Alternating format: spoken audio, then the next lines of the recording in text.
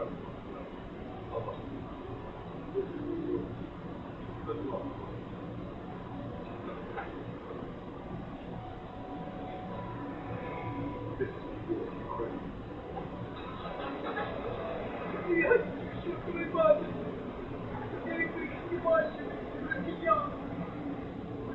in the next 24 hours, you will find yourself moving back and on the brink of capture by Russian forces.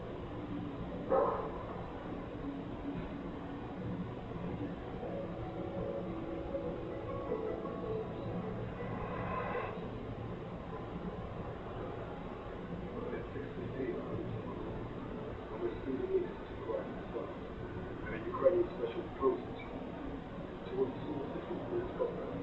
The share is with the American Brigade. The soundtrack works on the journey is not quite by others. As a friend of war news, we're looking around. The sky is clear, safe and frequent, and the Russian target acquisition drone that is closing in on our vehicle. We're about to report. We don't know, but we're entering Ukraine quickly, only hours before the Russians break into nearby Ukraine and also civilians. Situated no more than 2 miles from the mountain, with Russian drones and artillery scouring the city and surrounding countryside, New York has become a very dangerous place to visit. With only a few hundred of the 10,000 war population left, perhaps we will be the last Western journey to 6 months. The Russians are attempting to take the larger town of Brigade, over 5 miles from New York. There is much of New York and London to the south of my backwards. We are told by our military experts. That can prove to be a conservative estimate, and you will witness this episode. It seems that we're here to see what life in New York looks like on the verge of Armageddon. Our reconnaissance control is commanded by Lieutenant Holland, a decorated veteran. The last place he controlled New York earlier this year, this happened. His Mitsubishi pickup was hit by 2 Russian kamikazes. Remarkably, he and his colleagues fired his tank and were even able to drive away. On that occasion, Holland was ill-equipped with an electronic drone detector, which could have given him enough warning to take off. On his return to New York, an important precaution was taken. The long road of frontline drone was there is little cover, no one else in the west, and as we leave the final approach to New York, our 2-vehicle convoy is picked up by a Russian drone. The drone alarm will stop moving, so we are well on our way back to base. We're on the edge of the village or town of New York, Ukraine, just very close to the front line. The drone detector is buzzing and buzzing again. It's a beautiful morning, but these blue skies are slightly worrying.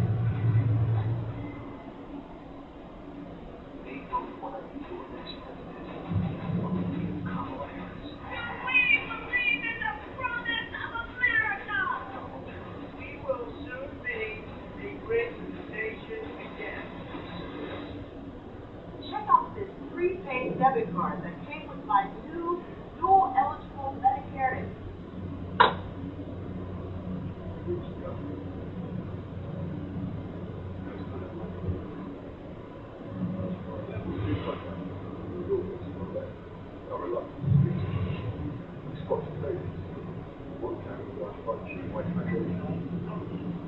Oleg tries to talk to them, but they tell him they don't have time.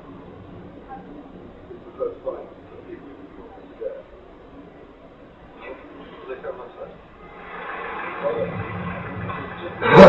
This is that.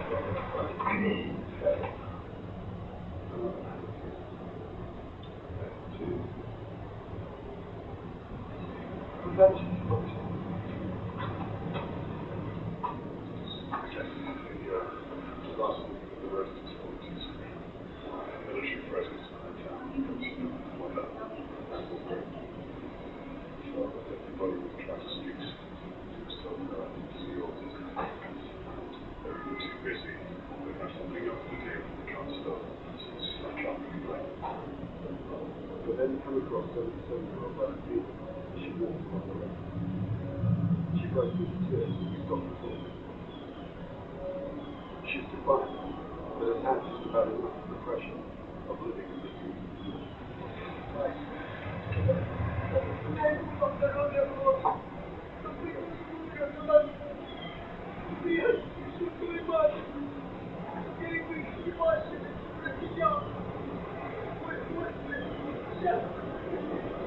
Może zimowy się tu, zimowy wyjdzie.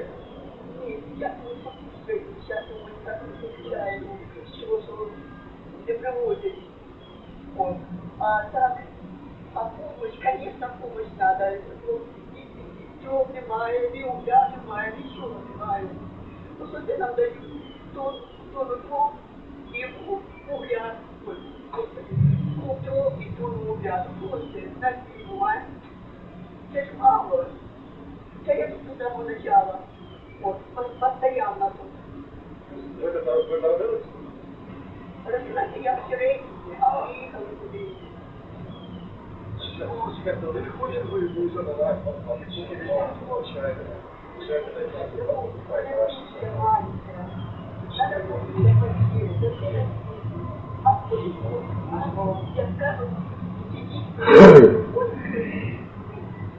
Виїжджаєте в будь-яке місто України, будете військові, і вас забезпечать відповідальне, вас забезпечить житло, забезпечить знову. Скажіть, будь ласка, скільки тут ще людей залишилося? Багато чи є ще люди? Так, багато людей. Як вас буває дало такі було? Багато.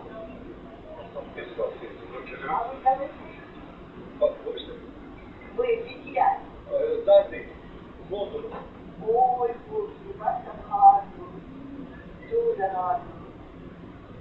Ну, ми так не будемо робити.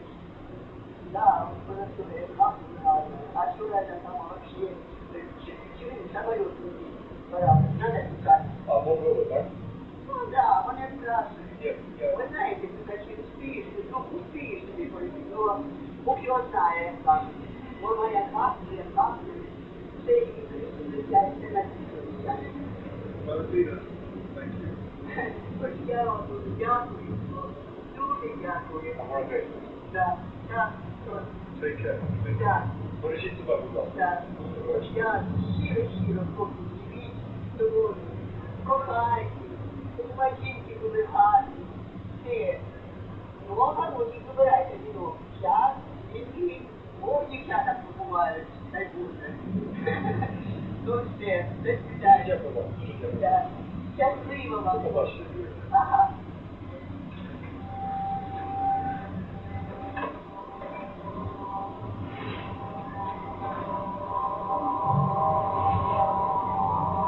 Yes, I have background audio, music, whatever. Got it on. I'm just jumping through space right I now. love New York.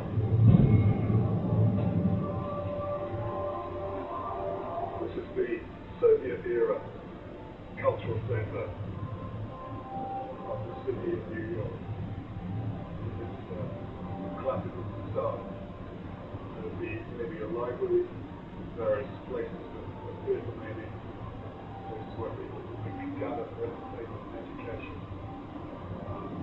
Obviously, that's all ended. You can hear what I guess is Tourette's just up the road being hammered by the Russian artillery.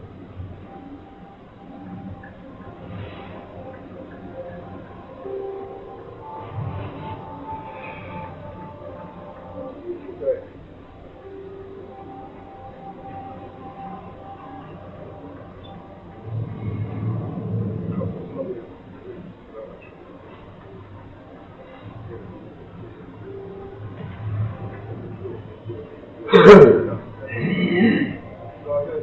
Our last stop. Should have a bakery or delicatessen. Set. And this is the bakery delicatessen for this particular New York. Welcome. It's closed. Welcome It to may be closed in some countries. Twitch and YouTube. Good morning. So, Well, in fact, I can't read the name. It's dark blue. One of my monitors is dead. Just getting started this morning, though. I throw a couple of things up here. Situation. I wish I could read that. There we are.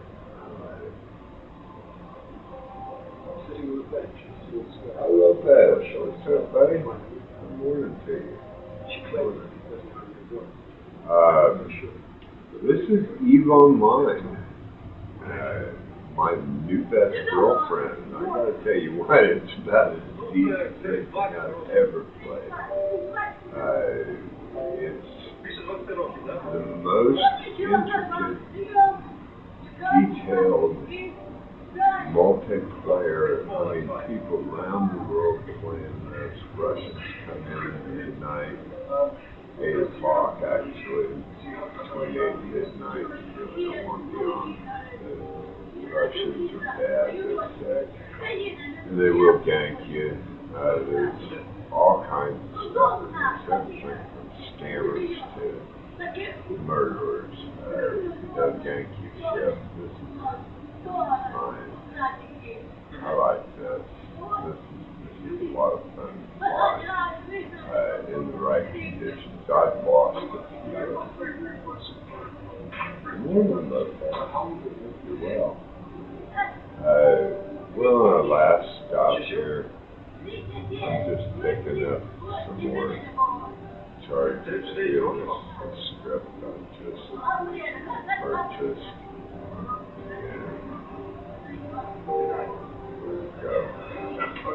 There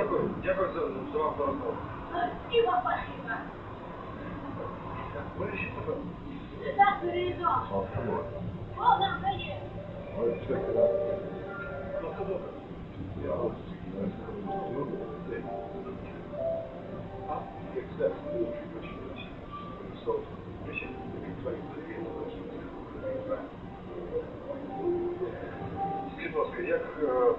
Well, so, let's see. Guess I could do this right. And show out here this morning. Since we got somebody in here. Lopez, good morning to you. Go ahead and bring up Race Lab, because Race Lab will give me a chat overlay. For some reason my monitor didn't come on this morning. I got a whole monitor today. Which make a sense. I gotta figure out where the wire is.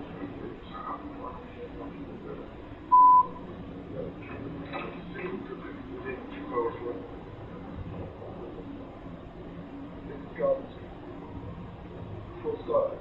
German. Government start.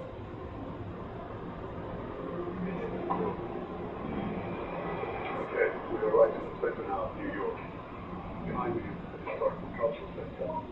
That's over here. It's the town church.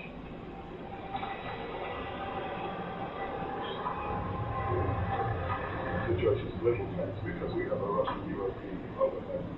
Terrain European.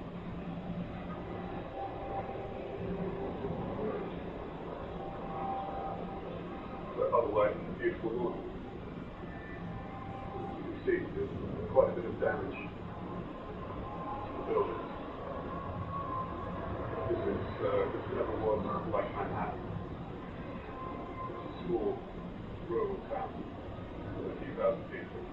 There are some civilians still there. But it's right on the bottom of the line. Next to the larger town of Tourette's, which is currently under attack by the Russians. Anyway, so that text. Type something in, Lopez. If you're still here, there's supposed to be one person in here. I think you're still here. Anyway, I've got full comms with all of these people. They're all in my group. Okay, this is a road character. This character, I've got several characters. I can go over here to one of my main characters. I'll try to do what I want. Your time is valuable. That's why Patriot Software keeps your accounting and payroll But in one place. we can do like that. And then I've got several things. But I do have text chat up there now. So if you type in something like that, I can sort of give you the kids well. All your family and everything. Look your job. Good, good. Tell me about your life, but pray about it all. Probably was to start building this. So we have trained a few things in the core skills and contract meetings. That contract thing was they say it's just There we are. Industrial New York. Quite a bit of damage. This is warning against mines. But this is my other character. He's a fly practice. You can't fly this without breathing.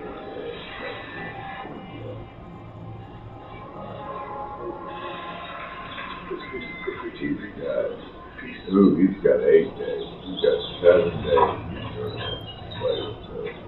He's got special implants that are better to get him out overnight. I got to get out of that one before I fly tonight. But I got to move this character. I don't want to move him into this ship. Okay. Outside the main church, perhaps the only church in New York, which is behind us, is the Holy Spiritual Temple. It seems largely intact, although the windows in one of the towers have been blown out. There's obviously been quite a bit of shelling inside the tower. Windows on the ground floor are boarded up, and it's got a rather beautiful garden, a rose garden. It's sort of once been a rather club hosting, I imagine, for some Orthodox priest, who obviously was a keen gardener.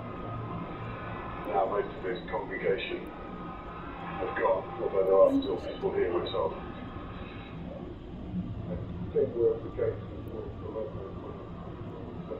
Well,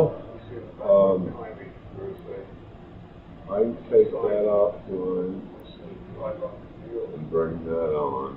That I knew, but man, I'm so bored of it. I mean, I have used every bit of power grid that I've got. It's stable. I can fly this. I ain't happy about it. What else I got in the area?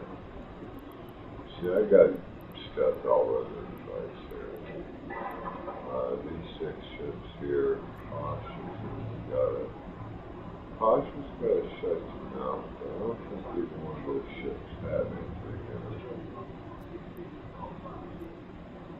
Oh, it's done by the wall. I had some hands on.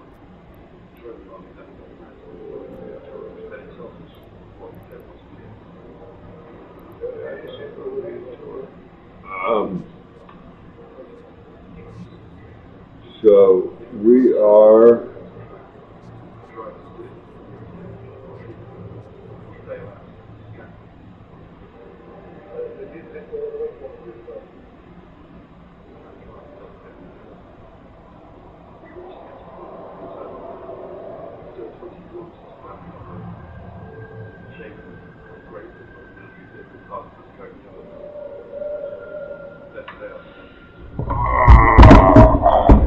gonna make you seasick here for a second. Just a quick second. Get a good look at the back of my head. Anyway, We killed the camera. We killed the camera. We're in a village, or what's that village, which is on the southern No, not that one. the Russians are We killed that one. in front of me. And if you were to travel some 50 miles to the southeast, you would reach the city of what's left of the city of Mariupol. Kill the camera. This is a village that changed hands twice over the course of the Kill the camera. First the Russians took it from the Ukrainians, then the Ukrainians took it back from the Russians, and now the Ukrainians Got that one going good. still was a crisis of the battle. Now we've got to get. And some of the bodies are still lying out there in the field. Last week, Mel Cameron, J.B. Weissman and I were in the critical backward section of the front line. Heavy rains and artillery barrages, even the way Russia's infantry attack, had caused it to resemble a First World War battlefield. Then, all of a sudden, spring arrived, and brilliant. We had travelled some 100 miles southwest to the front line along the so-called land bridges, the territory seized last year, which leads Russia proper to occupy Crimea. In Solodovnica, every cottage is damaged or destroyed, even the little cemetery has been booby-trapped. On a dirt track beside a ruined Russian armored personnel carrier, various items of combat detritus. There we go. One is a black only bin. Next to it is a human fibre. Okay. So, The Russians didn't you're still not going to type nothing in, Lopez? because we were afraid. I see your good morning, but that was. I don't have timestamps on. Why don't I have timestamps on?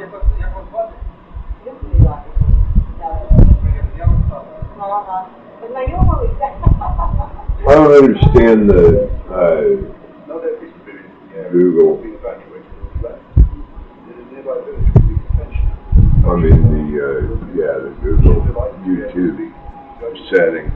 I've started streaming on YouTube also. I still have a monitor down. I have spent all my life It's this a nice time this week. and now receive my pension here. I have no relatives Yeah, except my we're sister in Russia, figuring it out. and he's the safest of the Canada. But we have survived. God helps us. He answers our prayers. It is quiet and calm here, but the Russians sometimes shout. Everyone tries to calm down his or her nerves by pretending it's just training, not real war. She laughs. Nearby, a man is pulling a primitive harrow in preparation for planting. It is a scene that might have taken place 200 years ago. It is not a distant rumble of artillery. Well, I don't know. Dennis Shamada, who leads the 40 garden trading, we saw Don't Russian know. troops previous to this. He was the manager of a commercial farm in that now deserted village of Solodovnica. Now his job, and that is his man, all civilians. Anyway, is to dominate just doing a short around Mariupol. deal here. Thought I'd stream it out. I'm gonna fly. Let's see what I can fly. See, I don't want to fly that Praxis. This is where that stuff is. I need to go near tour. Let's just see. It looks clean this morning. I'm gonna bounce. I can't fly that Praxis. I don't want to fly that Suave. I need a good fit for it. My venture's out of the question. Obnoxious. I can fly. I need to check to see if I can fly that. I bet I can fly that. But I can finally fly. Oh man, it's not fitted out. Wait a minute. This is not the one. Okay, so.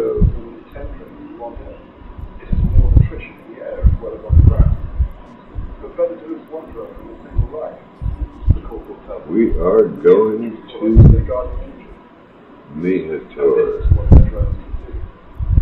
As we watch Corporal Shamada directing our military onto a Russian position on the edge of Mariupol, we are waiting for the explosion here today. We watch the silent, real-time footage from the drone camera on the iPad screen. From what we can see, Mariupol could not be any more ruined. The footage released this week by the Ukrainian military. You can see complex ambush taking place in Mariupol. A Russian tank and accompanying infantry is being attacked under the control of drones with full routine. first attack I'm gonna hate myself for this. fired by men of the I just 79th know Air it. Assault Brigade. Artillery is then called out upon the accompanying troops, directed again by the drone. Any trip by road along the Donbass phone line runs a risk of an unpleasant road. Here, the village of Belgorod was hit by a Russian heavy fire as we approached it. As we leave at speed, the vegetation on both sides of the highway is ablaze, as are several other spots inside the shattered settlement. Here we The go. road itself is littered with shrapnel. Along the way, we passed anti-tank mines That's a good looking bird though, ain't it? and a pheasant. Pretty. As we leave, the Russian lines are Got fine. some purple to her. Ukrainian drone pilots have been busy again. Some gold.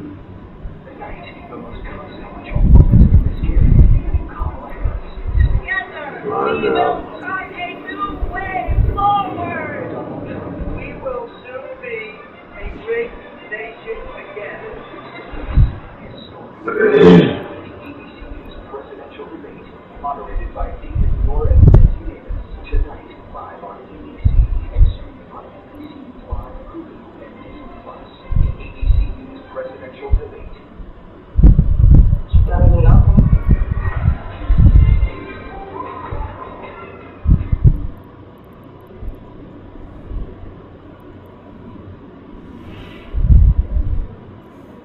What we're looking at here is footage from the Russian Ministry of Defense, which you can tell from the coat of arms on the top right of the screen. What it's showing you is Su-34 fighter bomber preparing to take off at an airfield in and undisclosed part of Russia and strung under its wing for the weapons it will use for this mission. 4 deadly devices known as glide bombs. The bomber is headed for Ukraine to attack a command center somewhere in southern Donetsk. These weapons are the latest to be deployed in Russian war on Ukraine. They can weigh up to 1.5 tons, fly up to 40 miles, and explode with such force that they can bend buildings, blow up bunkers, and leave survivors brain injured. Coming for a closer look, we can see these actually armed brand new weapons tools. They're old weapons with a new piece of kit attached. The old bit is the bomb itself. In this case, FAP 500 M62. FAP is an acronym translating to High Explosive Aviation Bomb. The 500 indicates the weight, in this case 500 kilograms, but they can't be both smaller and bigger either. The smallest weigh 250 kg, and the largest ones currently in use weigh 1,500 to 1.5 tons. But Russia is working on even bigger ones, up to 3 tons. And 62 indicates the year it was made. In this case, it was 1962, when the Soviet Union was still in charge. Originally, this was a dove bomb, which doesn't mean that it can last this far from school. It means it isn't guided like a smart bomb, but was designed to be dropped from a bomber straight down onto a target below. And I'm liable to have a The new part comes in. Section 8 inspection this morning.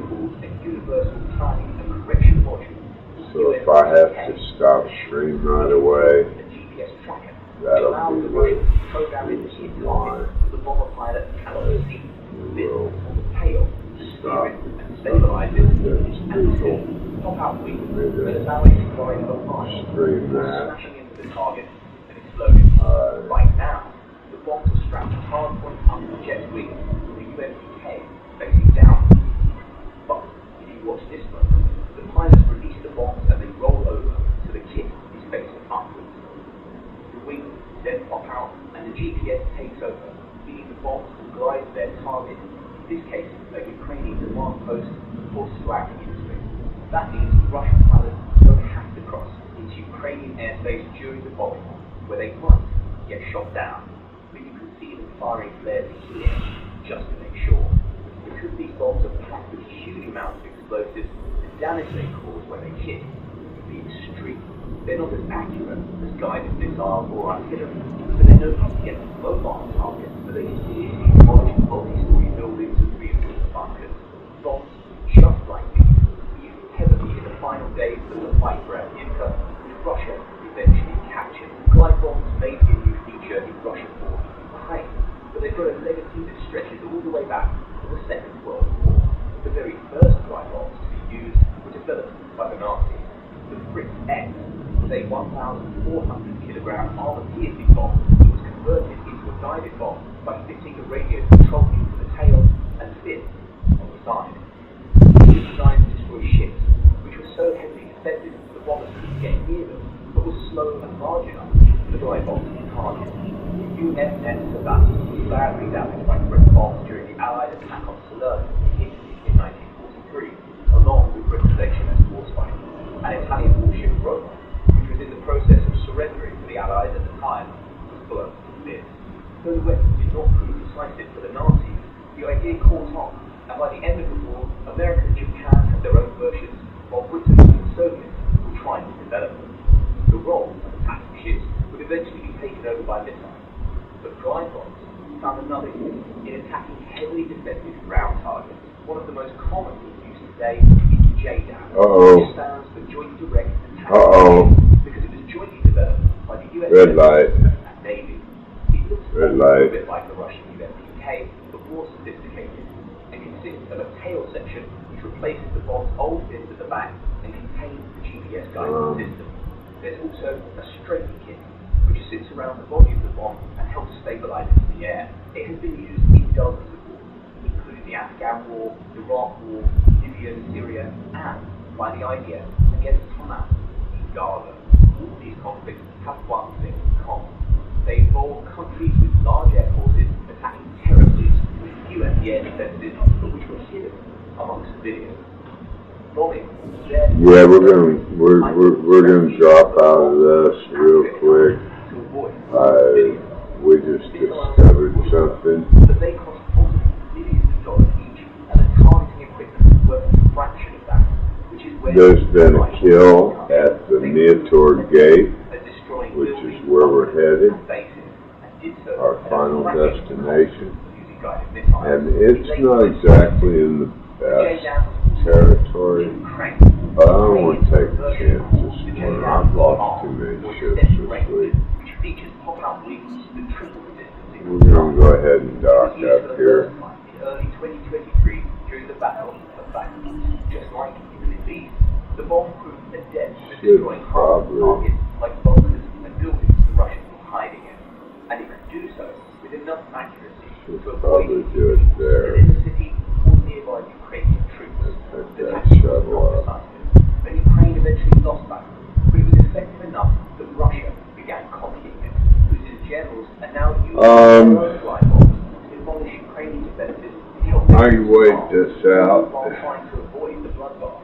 We'll have to see what this says helped decide the Battle of Avdiivka in the favor of the next few Russians. The minutes. question now is, can Ukraine find a way to stop them, or will they lead to get more Russian He's only killed one. That's all the information I got from what Let's see what this but I wanted to says. know more.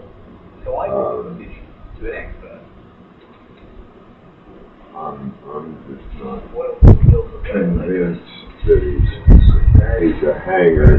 He may not be camping, but we'll have to see. Try new Bojangles chicken wings, available in classic, sweet smoked barbecue, or creamy buffalo. Head to Bojangles and order all three flavors for your next party. It's Bojangles.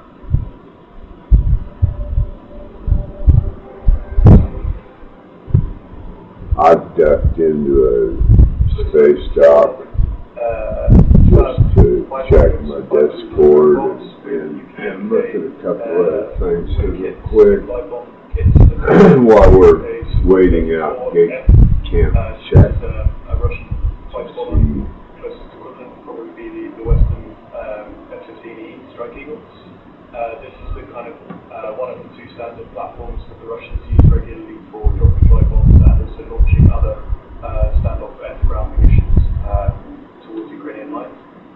Interestingly, they're seems to be going at a relatively horizontal angle. So starting quite high suggests they're quite a long way from the lines, so very high altitude.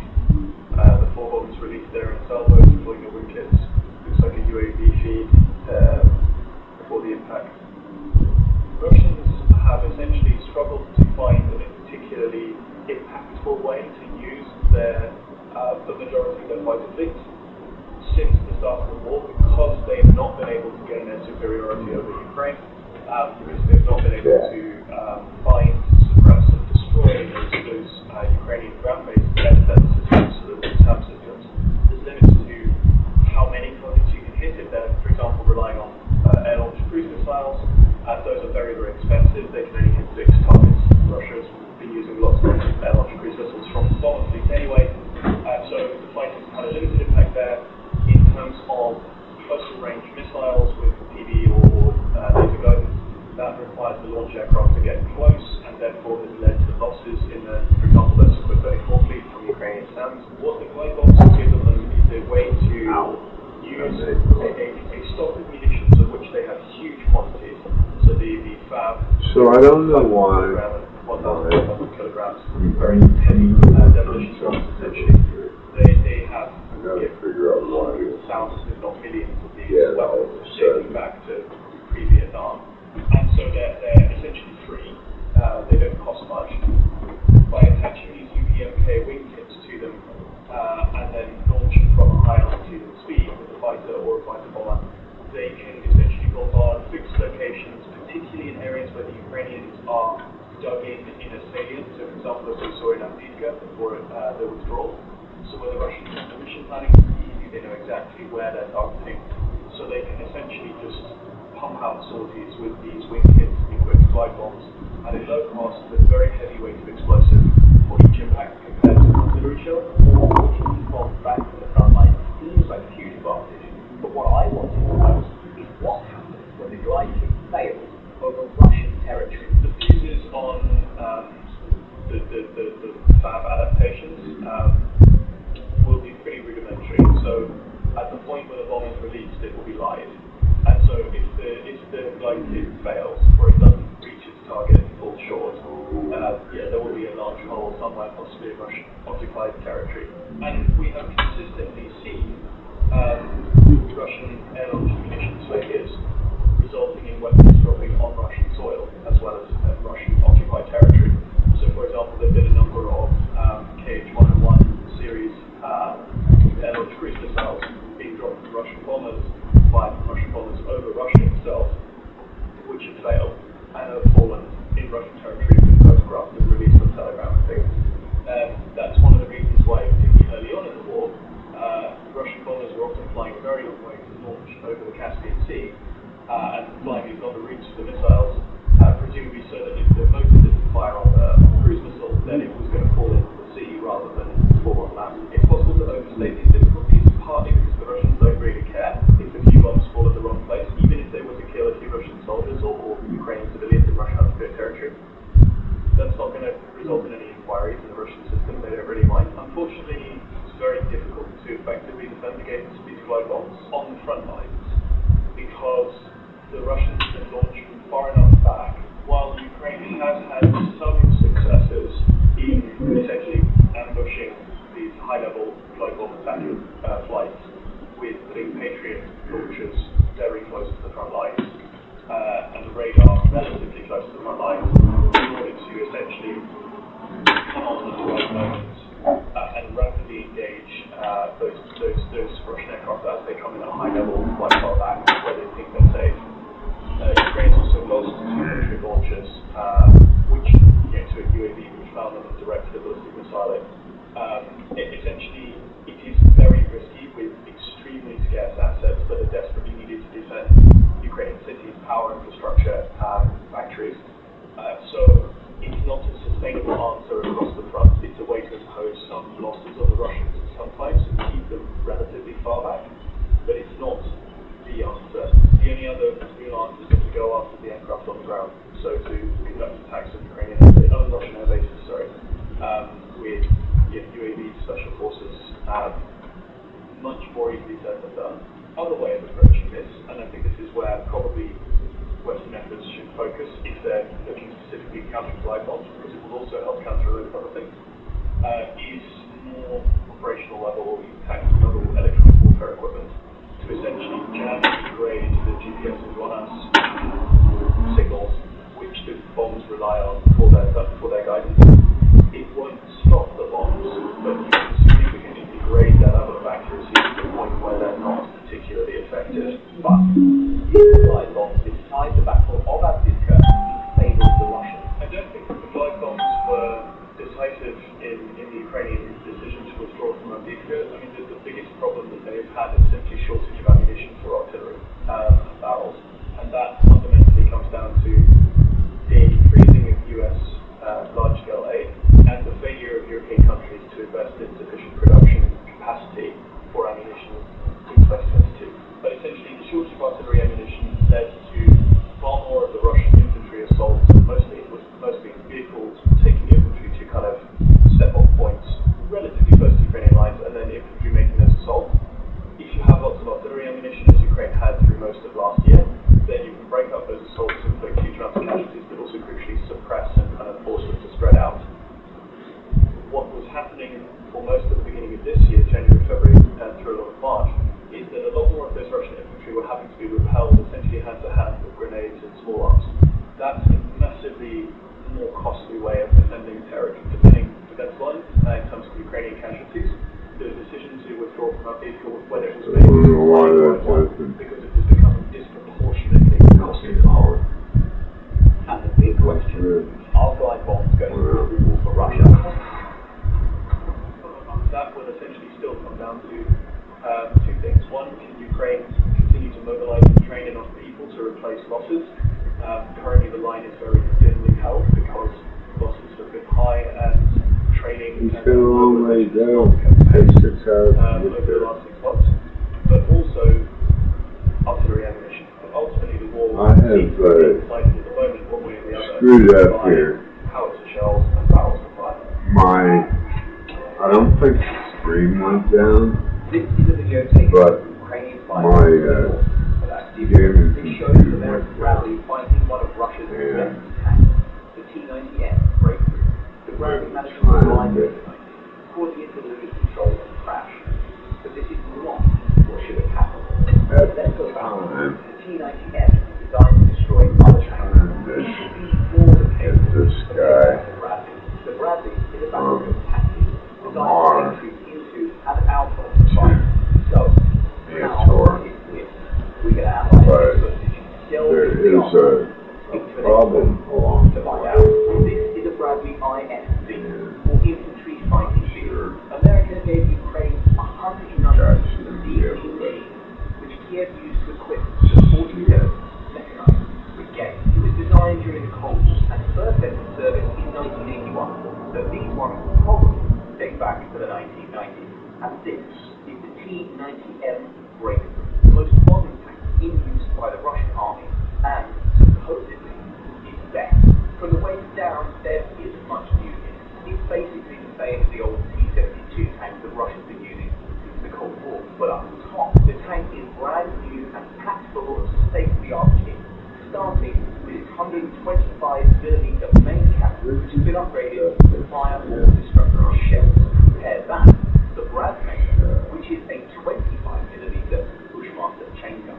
The tank cannon is designed to punch through arms, reinforced concrete, and basically blow to bits anything that it might encounter on the battlefield. Whereas the Bradley gun is only really capable of taking out things like infantry and light vehicles, trucks, troop transports.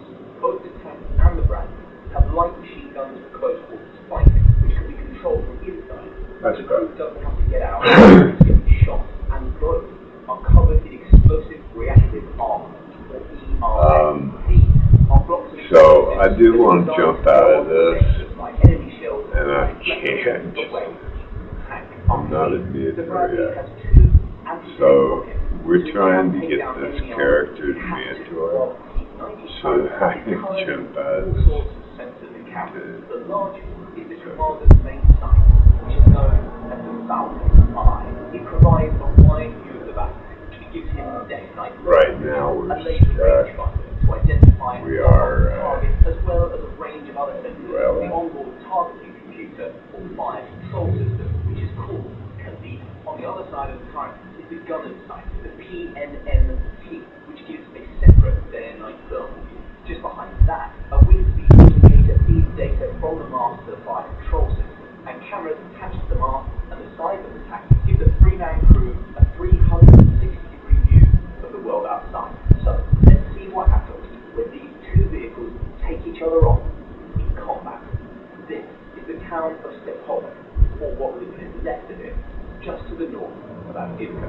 This video was taken in early January, when Ukraine's 47th Brigade was defending against Russians who were trying to take the city. Here, a Bradley has found itself facing off I've got a monitor out. It's driving me crazy. T90 opens fire. Got a whole monitor out. Bradley drives up close and begins hitting it with rounds. And what's You happening? see a few trace amounts like half tanks, as well as sparks when the turret and the hull are hit. The Bradley drives behind cover, just in time, as the tank fires a second shot, which seems to hit a nearby building. The Bradley keeps up the chain gun fire on the move, made easier by sensors, which keep its gun locked on target. You can see a couple of trace around, and the tank getting hit against hit. It returns fire, but misses once again. The drone then pulls back to show us a wider view of the battlefield. Over here, a second Bradley vehicle is hiding, and he's going to take over fighting the tank. Smelling the other truck. The first Bradley is almost done, but manages to get off a few more shots before it goes. Okay, so welcome back. Let's see. Kendrick John, welcome in. Appreciate the follow. Alright. Good morning. We've had a technical difficulty on the race lab back inside the chat module. Go in here. And I should be able to see chat again. Good morning. Welcome into the Ice Bucket, the Space Brigade version of the Ice Bucket. Generally do iRacing, Flight Sim, American Truck Sim, a number of other travel related sims. We're doing EVE Online today. Actually got to get this character where we're at to where we're going to be tonight.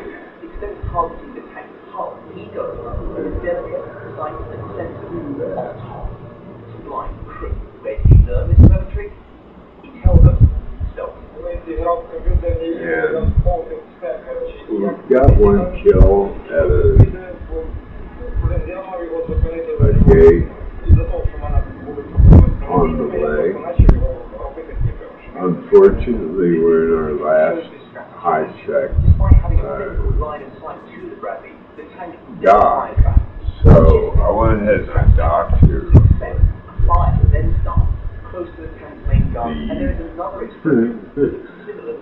Not losing any more ships this week. I've lost too many ships this week. But I can see chat. I've got chat up on me.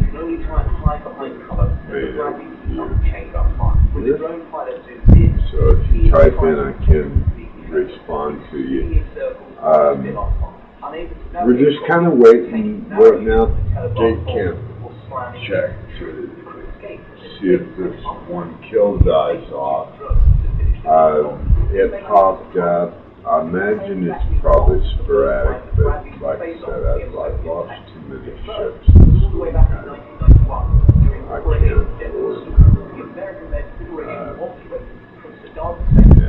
I'm down to coercers now. I've got a Navy coercer over there, but I don't have a good fit for it, so I didn't fly it. This one's just basic storage. It'll be alright. It's good in a pinch, you can hold its own, but these guys are running grapplers and bubble. I've got ganked a couple of times this week. They're pretty good. One or two of them I kind of shipped off. I was moving stuff. It was already an expensive ship. But it had a big cargo hold, so it was moving stuff. And just made it even more. I think I lost 15 million. course of the next 90 cargo, with the Bradley 9 of it dropped. Second Cavalry destroyed So whoever got it got it. and dozens of armed vehicles. Returned, they suffered a loss of just one man. I'm checking Gates Camp check over here. Allied vehicles. Over the course of the operation, just 4 Bradley only down to enemy 5, the other 17. Friendly fire fell all the damage, 9 of them due to the enemy. And despite the Bradley's role in scouts, they actually took out more advanced attacks than the average. Overall, the Iraqi army lost 3,000 armed vehicles and tens of thousands of men in just 100 hours. The Allies suffered only 147 casualties and a few other tanks. Bradley crews gave glowing reports of their vehicles once the fighting was done, praising them as both fast and lethal. Based on those reports, the military went about improving making it easier to spot so they didn't get shot so much by their own side. We're watching Vocalist has been bad, and I could undock. I've got a ways to go, but again, this is really my last good stop. Got a couple more that are the Russian T-90M is the best tank in the world. very good. By two battles tactics in a 3-decade old. Whether that's is what an expert thinks. I think I've got What it. we're seeing here is actually something we call disco turret head in the tank world, where the tank has been so badly bashed up, the crew probably seriously injured inside.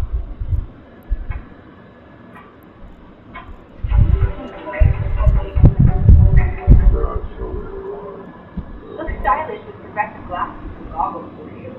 Okay. Yeah. Completely lost complete sort of spatial awareness, not knowing where they are, and the tank virtually out of control. It might be driving itself, but one of the vulnerabilities of the Russian tanks we see, particularly in Ukraine, that relatively small amount of hits they get, and then they pretty much go crazy. And what we're seeing there, that tank, that is the last action it will see. What we're seeing here is a T-90 Russian tank, the most advanced one they have, being absolutely hammered by some Bradley infantry fighting vehicles with a 25mm Bushmaster cannon, which is a pretty small weapon to be shooting at a big vehicle like that. The T-90 is a very basic tank compared to a Challenge 2 or a Leopard 2 or an Abrams. It's got a good 125mm gun, but its protection is very lacking. Its explosive reactive armor, which it appears to have, doesn't seem to work, and it's very susceptible to these $500 drones. So, like $500 drone. the experimental T-14 Amati tank, which is due to replace the T-90, it is the best tank on the planet. But again, what we've seen in this is feeling incredibly vulnerable to virtually attack from everything. And I think the Russians were synonymous with great tanks. In fact, probably the greatest tank in history, the T-34, which the Russians designed and developed in the Second World War, was what every other tank has built on. But it would seem that the T-34 was the height of Russian tank design and capability, because everything they've produced since then has been critical and very vulnerable to even the nicest attack. It's reassuring to the Ukrainians with their Bradleys and their other kit that they know if they can get in range of Russian tanks, they can take them out. And the other key element is actually the way that the Russians use tanks. They've lost so much crew that the crews who are now in the T-90s and the T-80s the Russians have left have virtually no training and can virtually do little more than drive in a straight line, and if they're lucky, actually fire the main armor. It takes a long time to become an effective tank commander.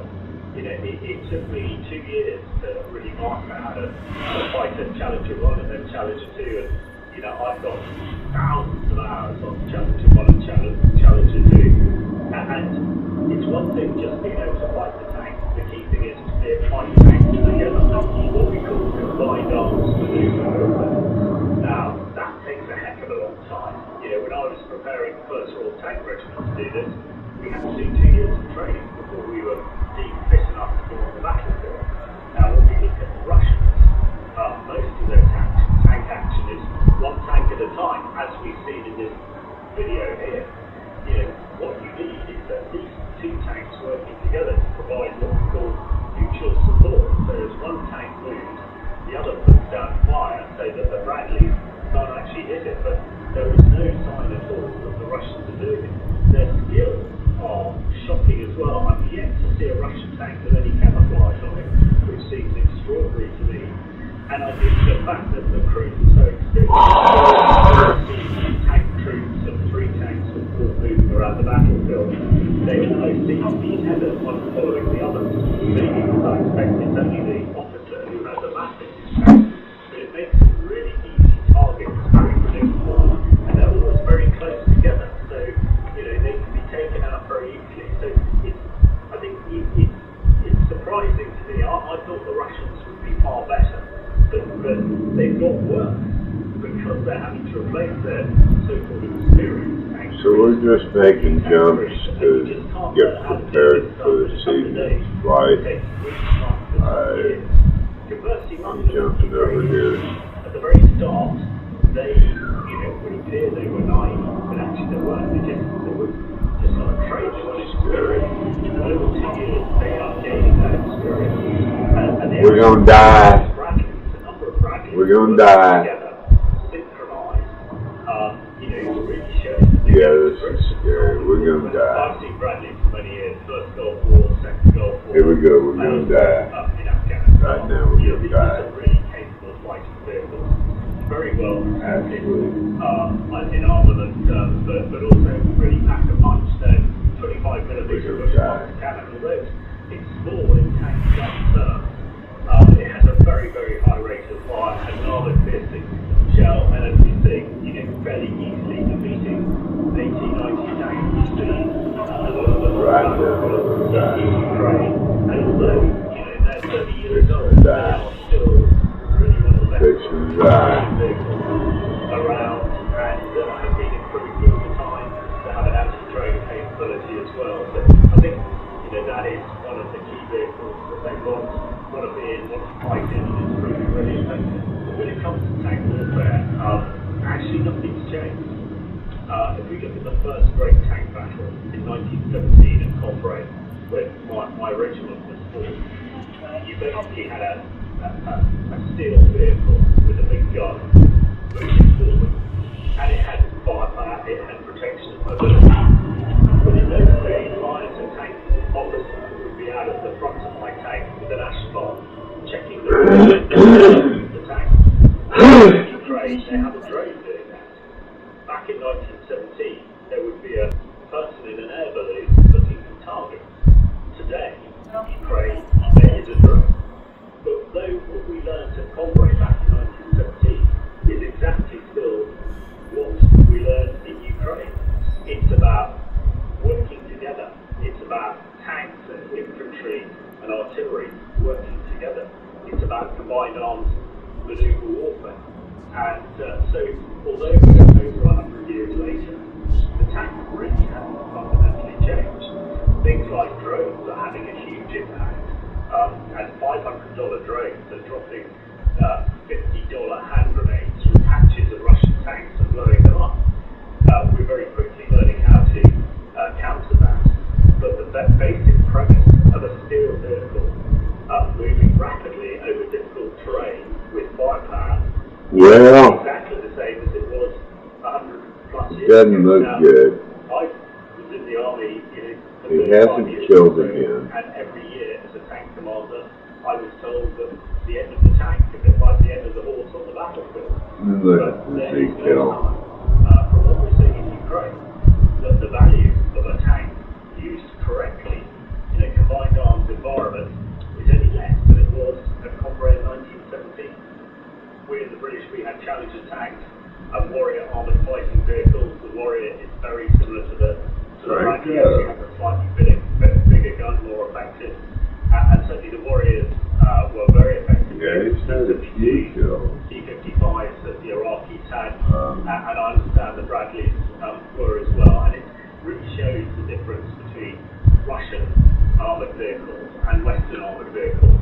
When we look at Western kit against Russian kit, we know the Russians have loads of it, and there is a quality mass is important.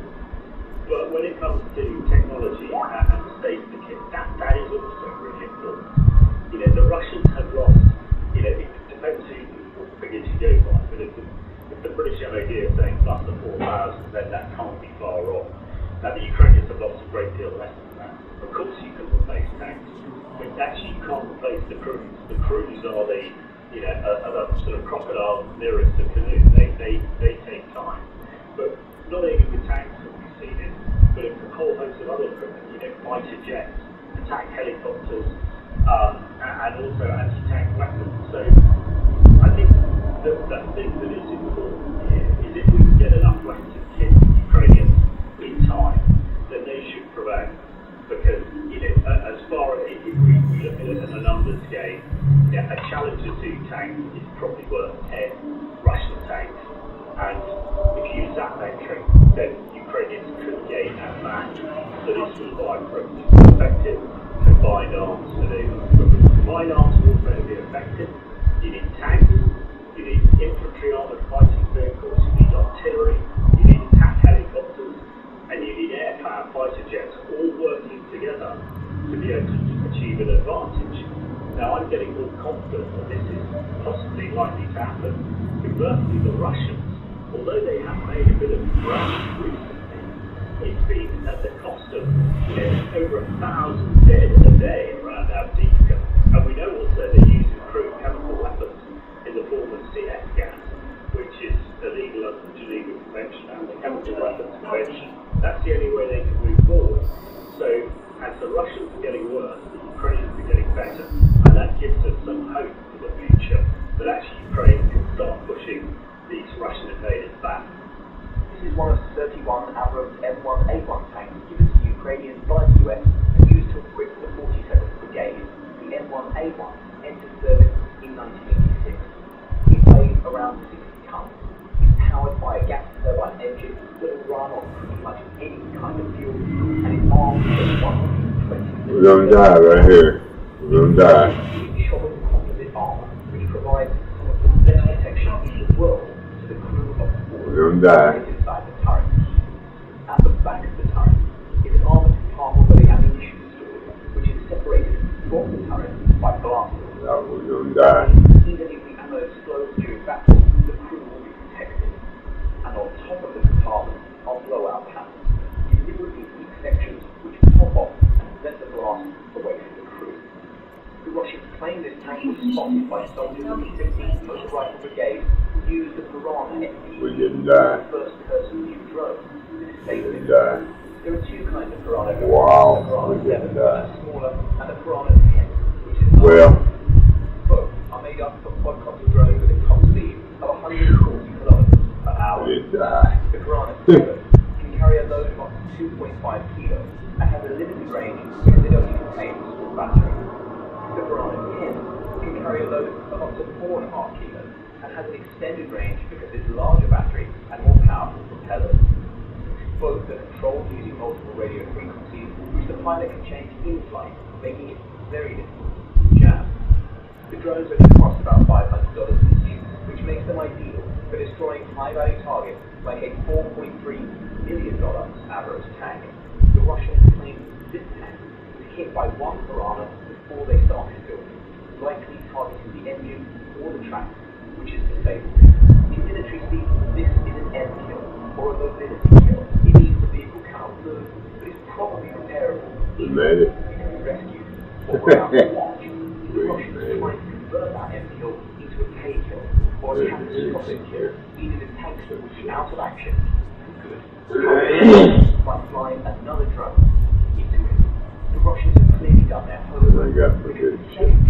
Hits the Abrams on the back, the turret, the blast causes the ammo to start Pretty sure. the fire, setting off the shells, but the ammo compartment armor is the blast fire to the back of the tank, and the blowout panels pop off here and here, then through the explosion upwards. Because of these safety features, all the crew inside the tank made it out alive, and even though the Abrams catches fire, it doesn't explode. Russia's mission to turn We the had end Joe Katie here. ended failing. This took place in late February and was initially dismissed as a one-off, but barely a week later, 2 more arrows were lost in the exact same way, in almost the exact same fashion, for a town that is supposed to be well needed. That seems like a problem. To really get a sense of how the arrows are faring in Ukraine, we need to dive into the archives and compare it to other tanks. Russia has mostly relied on old Soviet T-72s to fight this war, and they've not handled it well. Ukraine claims to destroy around 7,000 of them, and when they go, they just really go. In case you're wondering, this is what a K-2 looks like.